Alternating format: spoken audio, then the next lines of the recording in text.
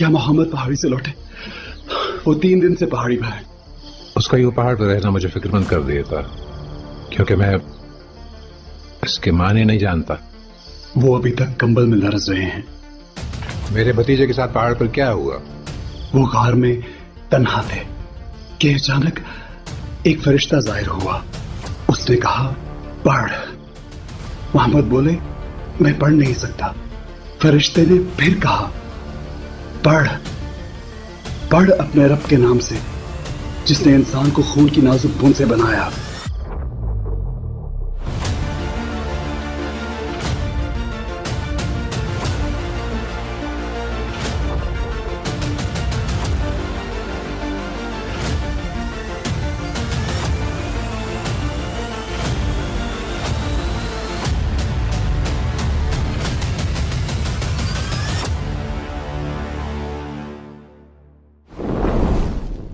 गार जमीन के वो खोखले हिस्से होते हैं जो वक्त के साथ वजूद में आते हैं। ये अपने ज़ेर ज़मीन या बुलंद मकामात में पनाह फराहम करते हैं और कुदरती असरात से हिफाजत का जरिया बनते हैं। मुख्तलिफ मज़ाहिब में गार एक ऐसी जगह के तौर पर सामने आता है जो इंसान में तब्दीली की सलाहियत रखता है, जहाँ मुराकबा, जिक्र और फिक्र जैसी इबादत अंजाम दी जाती है और ये आमाल बंदे को रब के करीब ले जाती है। हर मौके पर गार ने अपने मकीन को वो तन्हाई फराहम की है जिसकी ज़रूरत नूह इंसान को पड़ी। इस्लाम की वो दास्तान जिसे हम आज जानते हैं वो भी एक गार से ही शुरू होती है। दरअसल हज़रत मोहम्मद सल्लल्लाहु अलैहि वसल्लम पर वही की इब्तिदा एक अहम वाक़या है जिसने इंसानी तारीख को बदल कर रख दिया। ये वाक़या न सिर्फ मोहम्मद सल्लल्लाहु अलैहि वसल्लम की नबूवत की तस्दीक करता है बल्कि अल्लाह की तरफ से इंसानियत के लिए रहनुमाई का जामे पैगाम भी फराहम करता है। और ये वाक़या एक गार हिरा में पेश आया। दरअसल जब हुजूर पाक की उम्र तकरीबन 35 बरस हुई तो आपका खिलवत व तन्हाई की तरफ मिलान होने लगा। हुजूर उस जमाने में फैले हुए जहालत और बुत परस्ती से भी मुस्तरब रहा करते थे, लिहाजा हुजूर तमाम तर कामों से फारिग होकर मक्का से दूर एक वीरान गार हिरा में जाकर इबादत और रियाजत करने लगे। ये गार मक्का से कुछ फासले पर जबल नूर पर वाक़ था।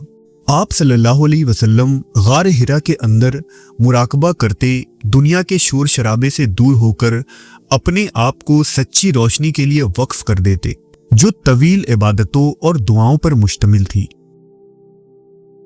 यूं 6 साल गुजरने के बाद हुजूर को सच्चे ख्वाब आने लगे। आप सल्लल्लाहु अलैहि वसल्लम जो भी ख्वाब देखते वो सच हो जाता। रात को हुजूर जो ख्वाब भी देखते अगली सुबह ऐन वही कुछ हुजूर के गिरदो पेश में रोनुमा हो जाता। इस दौरान कई दिन आप गार हिरा की तन्हाइयों में गौर व फिक्र किया करते।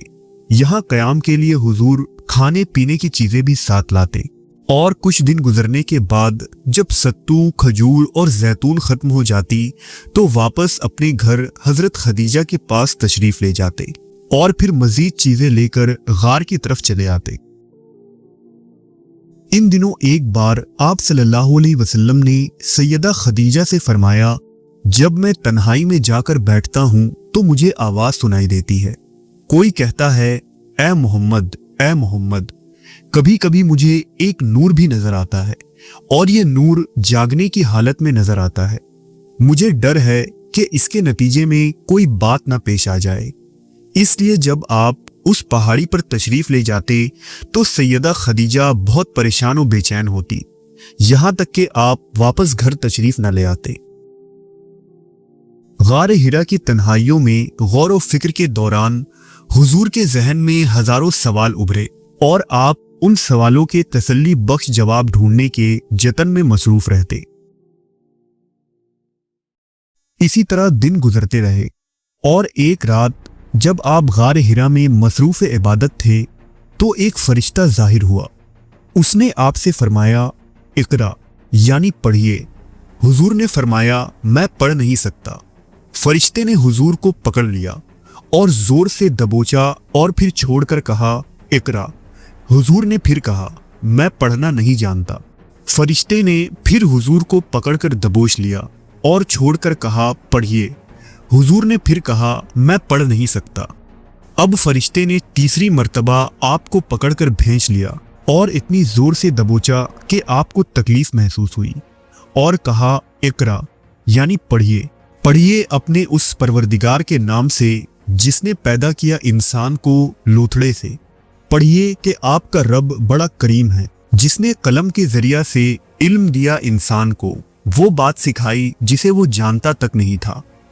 जब इस बार फरिश्ते ने हुजूर को छोड़ा तो हुजूर ने फरमाया कि मुझे महसूस हुआ कि ये अल्फाज मेरे दिल पर लिखे गए हैं और मैं उन अल्फाज को पढ़ सकता हूँ। फिर हुजूर ने उन अल्फाज को दोहराया तो वो फरिश्ता वहां से चला गया। हुजूर सल्लल्लाहु अलैहि वसल्लम का रंग पीला हो गया। आप इस तजुर्बे की वजह से कांप रहे थे और आप पर हैबत तारी थी। इसके बाद हुजूर गार हिरा से बाहर तशरीफ लाए और तेज तेज कदमों से अपने घर के जानिब बढ़ने लगे। जब आप पहाड़ी के दरमियानी हिस्से पर पहुंचे तो आप सल्लल्लाहु अलैहि वसल्लम को बुलंदी से आवाज आई, ऐ मोहम्मद, आप अल्लाह के रसूल हैं और मैं जिब्राइल फरिश्ता हूं। हुजूर ने अपना चेहरा मुबारक आसमान की तरफ बुलंद किया और जिब्राइल को देखा, जिन्होंने पूरे आसमान को घेरा हुआ था। जहां कहीं भी आप अपनी नजर मुबारक फेरते वहीं जिब्राइल को मौजूद पाते। फिर जिब्राइल गायब हो गए। हुजूर पहाड़ से नीचे घर की जानिब कदम बढ़ाने लगे और इस हाल में घर पहुंचे कि आपका कल्ब मुबारक तेजी से धड़क रहा था। हुजूर सैयदा खदीजा के पास गए और फरमाया, मुझे चादर उड़ाओ, मुझे चादर उड़ाओ। कुछ देर आराम के बाद जरा तबीयत संभली तो हुजूर फरमाने लगे, मेरे साथ गार में ऐसा ऐसा वाकया पेश आया है। मुझे खदशा है कि कोई मखलूक मुझ पर असर अंदाज हो रही है। सैयदा खदीजा ये सुनकर परेशान हो गई और तसल्ली देते हुए अपने शौहर से कहा, आप रिश्तेदारों पर शफकत फरमाते हैं, सच बोलते हैं, बेवाओं, हाजतमंदों और यतीमों की मदद फरमाते हैं, मुसीबत ज़दों के हमदर्द हैं। अल्लाह आपको कभी रुस्वा नहीं करेगा। लेकिन खुद हजरत खदीजा भी अंदर से बेचैन थी, लिहाजा वो हुजूर को अपने चचेरे भाई और मक्का के मशहूर दानिश्वर वर्का बिन नौफिल के पास ले गई।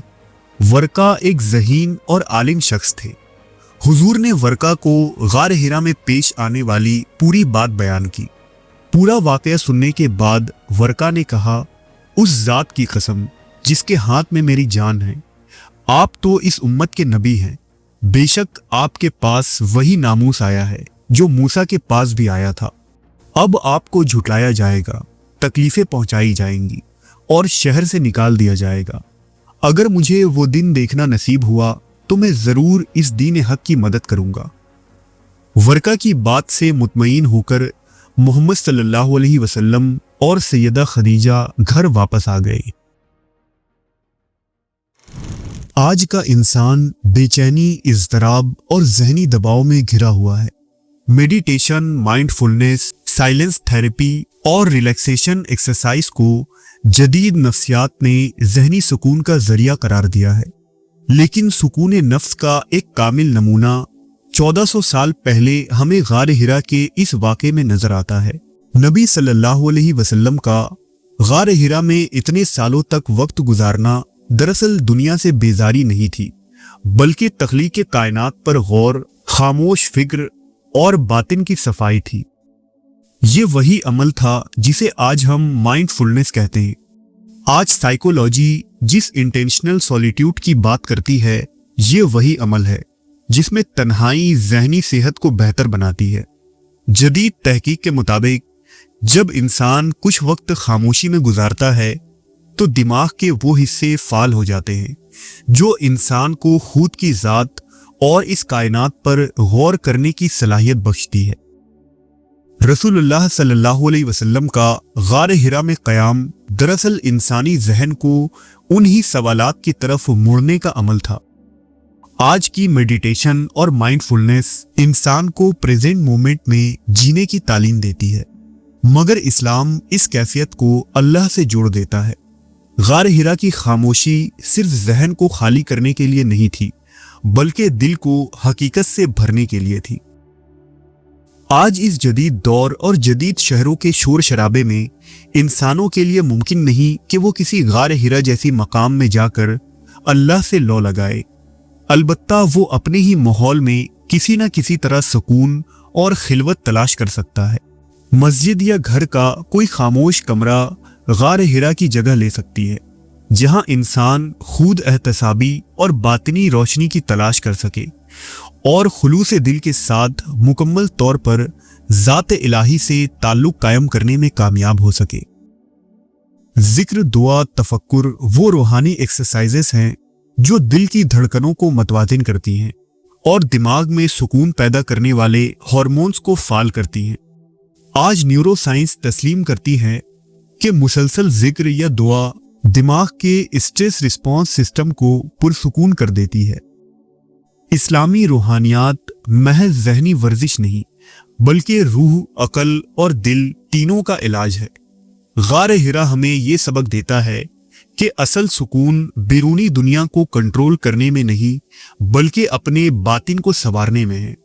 और पहली वही सिर्फ एक तारीखी वाकया नहीं था, बल्कि आज के परेशान और बेचैन इंसान के लिए एक मुकम्मल नफ्सियाती और रूहानी रहनुमाई है।